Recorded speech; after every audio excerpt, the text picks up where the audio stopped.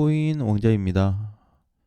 비트코인 단기 하락이 예상이 됩니다. 오늘 어, 첫 번째 포인트가 이제 존재하는데 그 포인트가 나타나지 않으면 하락으로 거의 확정 지어야 될 것 같아요. 자, 일단은 여기 단기 바닥부터 해서 현재까지 약 18일 정도 걸렸는데 뭐 반등은 잘 나왔습니다. 반등은 뭐 대략 10% 정도 반등이 나와줬고 그 반등 나오다 보니까 앞전과 같은 똑같은 자리가 만나졌어요. 지금 여기에서 이렇게 그래서 이제 정확하게 11월 20일 날 붕괴 이후에 가격은 이 시가 위를 웃돌고는 있는데 한 번씩 가그는데 전체 라인 돌파를 못 해주고 있어요. 그래서 붕괴 이후에 상단 터치만 만들어지고 있고 돌파 구조를 만들어주지 못하고 있습니다. 일단 이게 첫 번째 이유가 될 것 같고요. 그래서 이번에도 이틀 동안 시도했지만 다시 마감 상태는 하락으로 바뀌고 있습니다. 두 번째는 추세인데 10월 초가 되겠죠. 여기서부터 현재까지 보면은 약 64일에서 65일 정도 조정받으면서 떨어졌는데 두 달 동안 전환기가 없어요.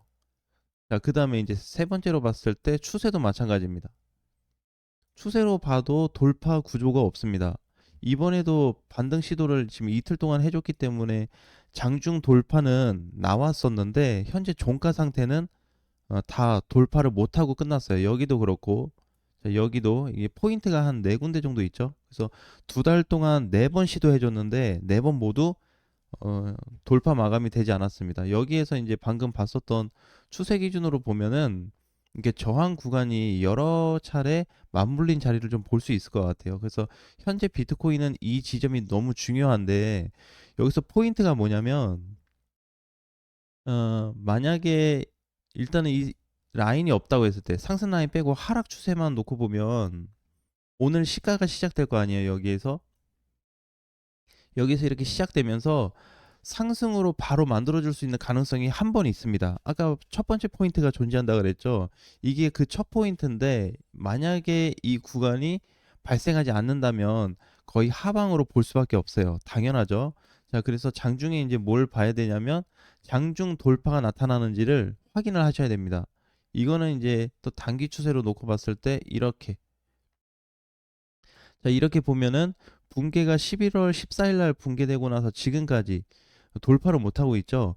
여러 방면에서 보면은 현재 비트코인이 왜 이 자리에 머무르고 있고 왜 못 가는지 대략적으로 한번 추측을 해볼 수 있는 거예요. 그래서 지금 중요한 거는 아무리 시가가 여기서 시작한다고 해도 이만큼 반등 나올 수는 있겠지만 네, 여기를 최종적으로 넘어가 주는지가 중요합니다. 그 다음에 이 부분을 다시 쪼개서 봤을 때 넘어가 주는 이 시점에서 거래가 늘어나는지를 분봉으로 확인해 볼 필요가 있거든요. 그래서 이 첫 포인트가 오늘 어쨌든 등장하지 않으면 또는 이번 주에 등장하지 않는다고 가정했을 때는 그냥 하방으로 밀릴 수밖에 없다. 이렇게 보셔야 됩니다. 그래서 최종적인 거는 이제 가격으로 봤을 때 그냥 넉넉히 92,000달러 정도 잡으면 될 것 같아요. 92,000달러 정도 잡아야 될 것 같고 92,000까지는 올라올 수 있는데 92,000이 뚫려야 되거든요. 문제는. 그래서 여기에 대한 문제점이 좀 발생이 될 것 같습니다. 그러면 이제 다시 이 부분에서 좀 다르게 테더 도미넌스를 한번 볼게요. 비트코인하고 거꾸로 가는 구조니까 그럼 얘는 하방으로 잡혀 있으면서 저항 돌파가 없는 상태고 테더 도미넌스 같은 경우에는 지금 일봉으로 보게 되면 전체 우상향 패턴이거든요. 그래서 여기에서 반등 주기가 다시 한번 좀 잡히기도 했습니다. 이렇게. 그러니까 얘도 마찬가지로 지금 반등 사이클은 나타났고 비트코인하고 거꾸로 돼 있죠. 반등 사이클이고 이 구간을 다른 포인트로 보게 되면은 반등 자리입니다. 여기를 어쨌든 뭐 여기서부터 계속 가든지 약반등이 나온다고 하더라도 오늘 기준에서 이번 주 기준에서는 무너져 줘야 되는데 이 무너지는 지점이 얘도 마찬가지죠. 그러니까 무너질 수 있는 첫 포인트가 장중에 그냥 이렇게 밀리면서 거래 분출이 좀 일어나야 돼요. 이게 안 된다 그러면은 방향이 상승으로 올라갈 가능성이 훨씬 더 높습니다.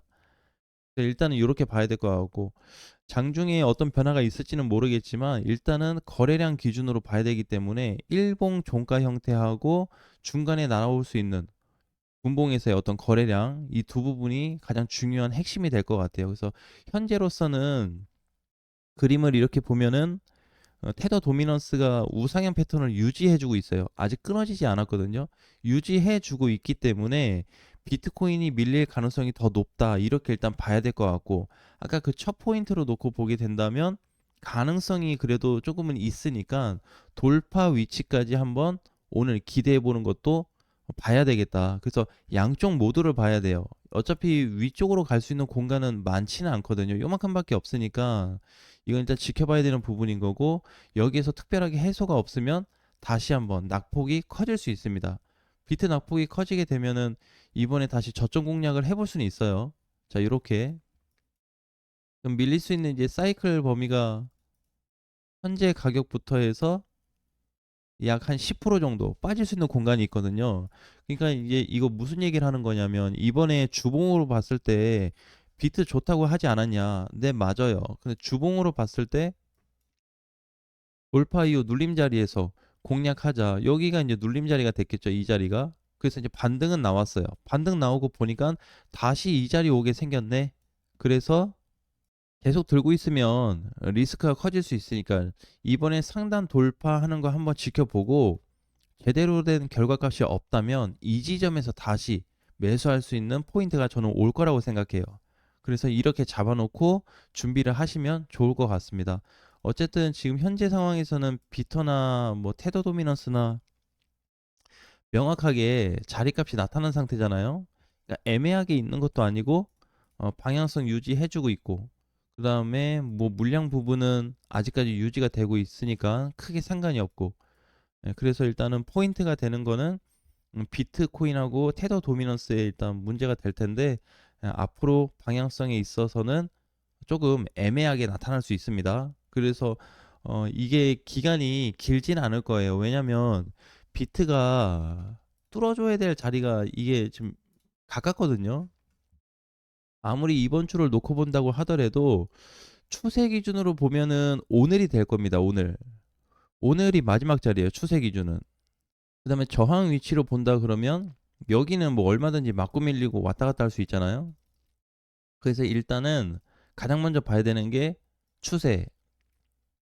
추세가 장중에 넘어가 준 상태이기 때문에 상단 시도하는지 일단 먼저 지켜봐야 될 것 같고, 그 다음에 추세가 만약에 깨진다 그러면 낙폭이 조금 더 커질 수 있습니다. 만약에 이제 이렇게 보는 거죠. 여기에서 놀 거냐 캔들이, 아니면 다시 여기에서 놀 거냐의 문제거든요. 1번 자리에서 놀면 그나마 큰 낙폭은 피할 수 있습니다. 비트코인이 만약에 1번이 아니고 2번 자리에 들어와서 놀게 된다 그러면 하락폭이 앞전처럼 깊어질 수 있어요. 그러면 아까 이제 밀린다고 했던 마이너스 10%까지 빠질 자리가 있는 거니까 그 부분만 좀 간단하게 참고해서 보시면 될 것 같습니다. 그래서 지금은 비트를 좀 경계하면서 돌파가 되는지 안 되는지를 최종적으로 판단한 다음에 충분히 지금 자리에서 정리하고 보셔도 되거든요. 왜냐하면 이게 만약에 이렇게 뚫리잖아요. 혹시라도 이렇게 뚫린다 그러면 추세하고 저항이 동시 돌파가 되는 거기 때문에 반등 기대 한번 해볼 수 있어요.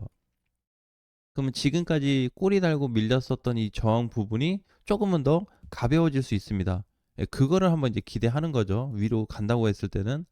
하지만 이제 폭이 얼마 없습니다. 이게 공간이 0.4%밖에 안 돼요. 넉넉히 잡아서 0.5%라고 치고 해도 저기 안에서의 최종 결과가 내일까지 만들어주지 못하면 추세에도 영향을 크게 미칠 수 있습니다. 그러니까 이제 만약에 이게 추세가 없다고 가정을 했을 때 단기 반등이 실패가 되면은 낙폭이 여기까지 올 수 있는 거는 어떻게 보면 조금 자연스러운 부분으로 볼 수 있을 것 같아요. 그래서 이 부분만 참고해서 안전하게 준비하셨으면 좋겠습니다.